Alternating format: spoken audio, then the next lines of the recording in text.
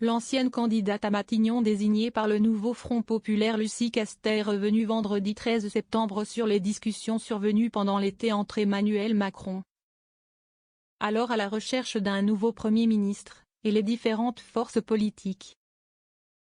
Des discussions nombreuses, mais pas avec l'occupant de Matignon.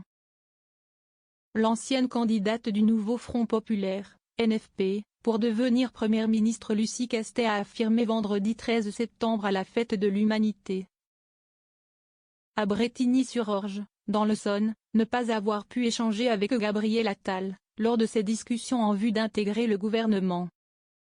La seule personne qui a refusé de discuter avec moi au téléphone informellement pendant l'été, c'est Gabriel Attal, assure Lucie Castet, auprès de journalistes de l'Humanité.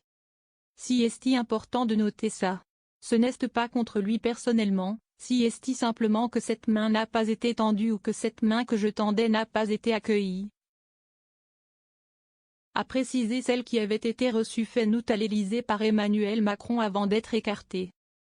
La main ne nous a pas été tendue par le président. La candidate malheureuse à Matignon a déploré, en évoquant Gabriel Attal, que l'on accuse le NFP de ne pas avoir été capable de tendre la main à d'autres forces politiques en vue d'entrer dans le gouvernement et de ne pas laisser le RN jouer un rôle d'arbitre. En plaçant la responsabilité sur le dos du nouveau Front populaire, en disant « Si vous qui n'avez pas voulu aller chercher d'accord ». On détourne l'attention sur le fait que la main ne nous a pas été tendue par le gouvernement précédent, par le camp présidentiel, estime-t-elle.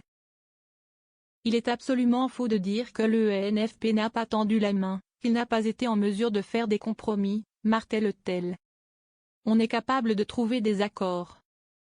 Lucie Castet assure qu'au contraire, son camp n'a cessé de dialoguer avec d'autres forces politiques.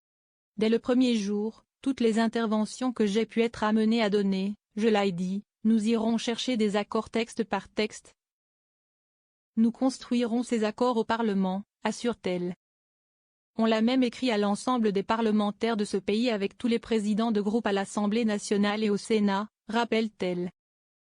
Il est intéressant de noter que, sur des sujets qui ne sont pas habituellement des dadas d'élus qui ne sont pas du NFP, on est capable de trouver des accords, par exemple, l'IO, qui est un groupe plutôt de droite, de centre-droit, est d'accord pour augmenter la taxe sur les transactions financières, dit-elle, avant de déplorer.